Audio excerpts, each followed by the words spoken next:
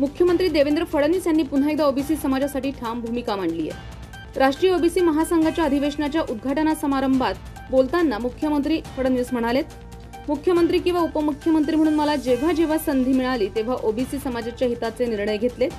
OBC समाजाच्या विद्यार्थ्यांसाठी राज्यभरात तब्बल 54 नवीन वसतिगृह सुरू केली आहेत, जेणेकरून शिक्षणाच्या संधी अधिक वाढतील। ओबीसी समाजाच्या विकासासाठी राज्य सरकारच्या या उपक्रमाचं स्वागत विविध स्तरावर होतंय।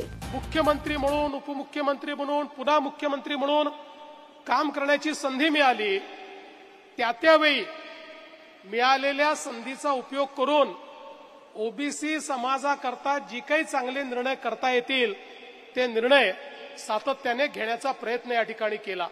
आणि सगळ्यात महत्त्वाचा म्हणजे हॉस्टेलचा जो निर्णय होता, अतिशय कठीण काम होतं, पण आता आपण जवळपास 54 हॉस्टेल सुरू केले आहेत। उरलेले हॉस्टेलही आता सुरू होत आहेत आणि निश्चितपणे मला विश्वास आहे की आमच्या ओबीसी समाजाच्या मुलांना मुलींना शिक्षणाकरता त्या ठिकाणी हॉस्टेल असेल किंवा ज्यांना हॉस्टेल मिळत नाही त्यांच्याकरता आपण 60,000 रुपये त्यांना देण्याची योजना सुरू केली। ती योजना असेल, या योजनेच्या माध्यमातून आमच्या मुलांकरता शिक्षणाची दारं आपण खुली केली।